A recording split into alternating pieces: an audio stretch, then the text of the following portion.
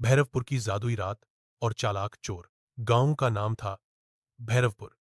दिन में यह गांव साधारण लगता था, पर रात होते ही अजीब सायों की फुसफुसाहट गूंजती थी। लोग कहते थे कि जंगल के उस पार कोई जादू छिपा है। गांव के सबसे पुराने हिस्से में एक प्राचीन मंदिर था। मंदिर के पास एक डरावनी हवेली थी, जो अब किसी चोर का घर बन चुकी थी। एक रात जब आसमान में काली घटाएं छाई थीं, उसी रात मंदिर से कीमती मूर्तियां और आभूषण चोरी हो गए। सुबह होते ही पूरे गांव में हड़कंप मच गया। मंदिर और हवेली के आसपास लोग जमा हो गए।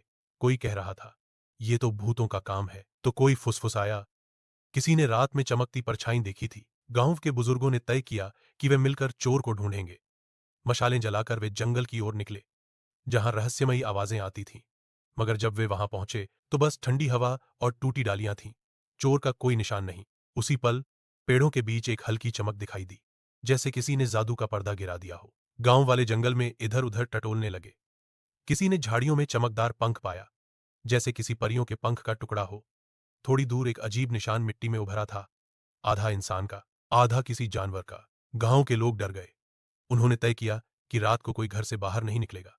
मगर तभी गांव के तालाब के पास से किसी के हंसने की हल्की आवाज आई, न ज्यादा डरावनी, न पूरी मानवीय, कुछ बीच की। सबके दिलों की धड़कन तेज हो गई। अगली रात गांव फिर अंधेरे में डूब गया।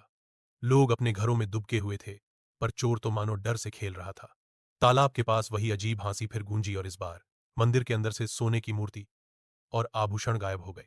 गांव के चौकीदार ने दूर से एक काली परछाई देखी, जो जंगल की तरफ भाग रही थी। वह चिल्लाया, पकड़ो, चोर भाग रहा है। मगर जब सब वहां पहुंचे तो बस नीले रंग की धूल हवा में तैर रही थी, और जमीन पर वही चमकदार पंख पड़े थे। धीरे धीरे सारा गांव इस परी के जादू से डर गया। रात होते ही सब अपने दरवाजे बंद कर लेते। कोई बाहर जाने की हिम्मत नहीं करता। यही मौका था चोर के लिए। असल में वह चमकदार पंख और नीली धूल खुद ही फैलाता था। पुराने बाजार से लाया हुआ फॉस्फोर वाला पाउडर, जो अंधेरे में चमकता था। हर रात जब गांव वाले अपने घरों में कांपते हुए छिपे रहते, चोर चुपके से मंदिर से कीमती चीजें लेकर डरावनी हवेली में ले जाता। उसकी योजना पूरी तरह सफल लग रही थी। पर एक रात उसने देखा कि किसी ने उसे देख लिया है। गांव में एक समझदार लड़का था, सूरज। वो बाकी लोगों की तरह डरता नहीं था। उसने गौर किया कि हर बार चोरी के बाद मंदिर और हवेली के पास मिट्टी पर इंसान के जूतों के निशान भी होते हैं, न कि किसी परी के। एक रात सूरज ने तय किया कि वो सच्चाई पता लगाएगा। वो चुपचाप अपने घर की छत पर चढ़ गया और इंतजार करने लगा।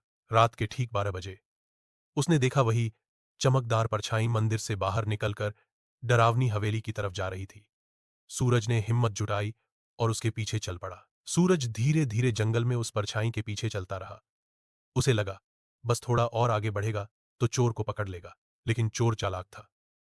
उसे पहले ही एहसास हो गया था कि कोई उसका पीछा कर रहा है। जंगल के बीच उसने पहले से ही एक जाल बिछा रखा था, पतले बांसों और रस्सियों का। जैसे ही सूरज ने एक कदम और बढ़ाया, उसके पैरों के नीचे से जमीन खिसक गई और वह गड्ढे में गिर पड़ा। ऊपर से चोर की वही डरावनी परी जैसी हंसी गूंजी, अब देखो सच्चाई जानने की सजा क्या होती है, छोटे सूरज। सूरज ने सांस रोके रात गुजारी।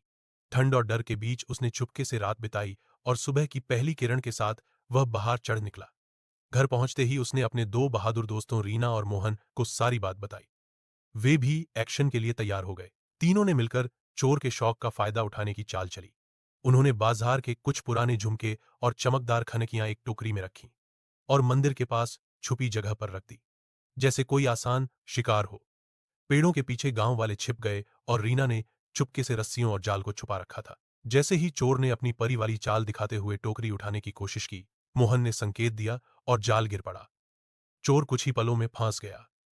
सूरज आगे बढ़ा और आंखों में आंसू और झलकती हिम्मत दोनों के साथ बोला, हम डर कर नहीं जीते, हम सच से लड़ते हैं। गांव वाले बाहर आए, चोर को बांधकर उसकी सारी चोरी हुई चीजें वापस दिलवाईं। गांव में सुकून लौट आया।